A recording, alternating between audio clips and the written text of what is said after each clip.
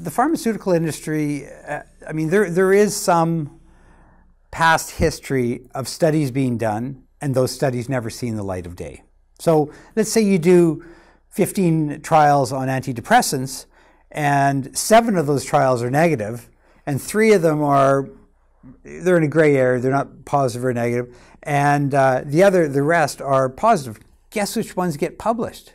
Well, it's the positive trials. The companies have control over how the data gets published. They pay the investigators to do the work, and they can control how the studies get published.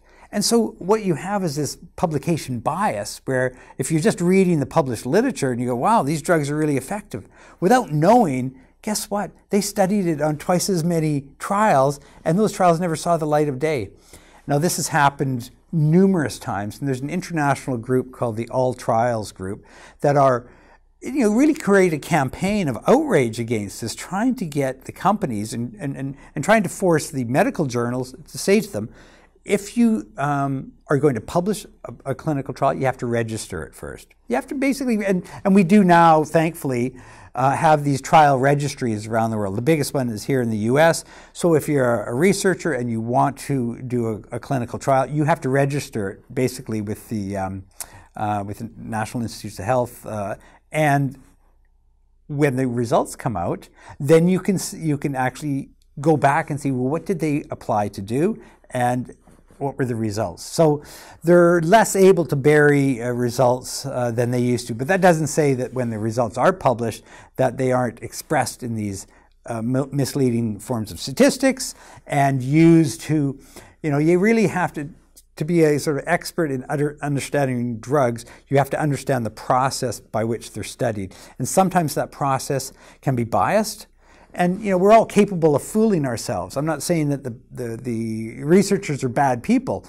They have a belief that this drug is going to prevent this treatment, and they enroll a bunch of people in a trial and they follow them, but things happen along the way. For example, maybe the trial becomes unblinded, which means you find out who is on the drug versus who is on the placebo. And when that happens, we know that lowers the quality of the research that emerges. We also know that there's a funding bias. So if a company is funding a trial as opposed to an independent or a government organization, it's more likely to be positive for the benefits of the drug. That's just the way it works. I mean, the trials often get used as marketing materials. They get published in major medical journals. They get, those studies get reprinted, and those reprints, if they're positive, will get distributed by pharmaceutical sales reps to our doctors' offices. So they learn about the positive stuff, whereas, as we know, sometimes the negative stuff, in the past anyways, wouldn't see the light of day.